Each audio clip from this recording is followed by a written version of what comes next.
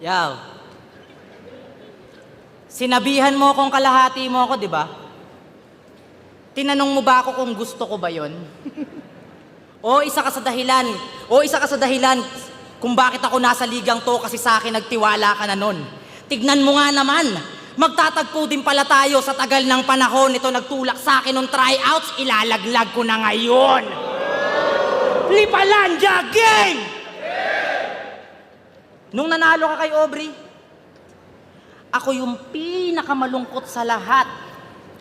Kasi alam mo naman, Undo, na ayaw talaga kitang makaharap kasi di lang mentor, kundi kuya na yung turing ko sa'yo. Ikaw nagturo gumabay mula nung uhugin pa ako.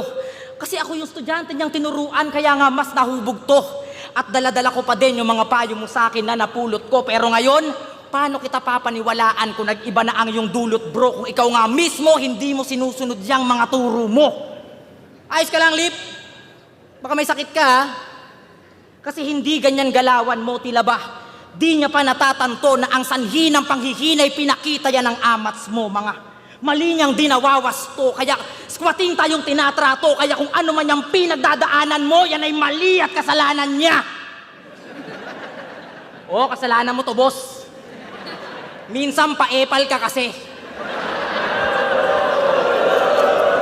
Mula nung sinabi mong naging 3GS ka, nagkandaleche-leche na kami.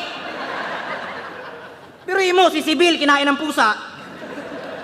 Si Range na Marel. Ano bang ginagawa mo sa amin, boss?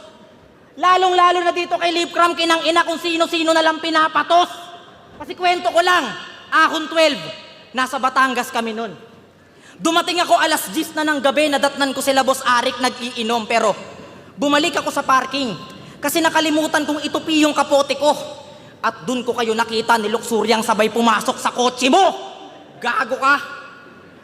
Pero lumabas ka din nun agad, di ba? Kasi nga nakita ko kayo. Tapos lumapit ka sa akin, sabay sabing, tingin mo yaw, mag-iingay kaya to si Lax pag binayo-bayo ko to? Putang ina mo to! Parang angkol mo na yon. Talagang hindi siya na-turn off. Matibay talaga to si Lip. Puta, binembang niya pa rin kahit paghubad niya ng short, nakita niya naka-brief. Putang ina mo, tinira-tira mo pa rin, nakita mo na naka-handboard. Nakaparking yung kotse niya sa gitna ng basketballan na akala mo siya yung landlord. Talagang ang shooter kabayaw. Pinalo-palo yung puwet ni Akagi, parang top board nung nabola niya si Luxuria. Tinira niya sa half court, gago. Ano akala mo? Hindi ko i-angle yun? Do, wala akong hindi ilalahad. Ang pinagtataka ko lang, paglabas nyo ng kotse, ikaw yung ika-ika maglakad. Napatuta ka ng Ledigard. Kinabukasan, parang walang nangyari. Nagsorry pa kay Looney. Goods pa sila ni Apex noon, nagpaparinigan sila ng multi. As kalaunan, inaway niya rin na parang yung utak niya nalason.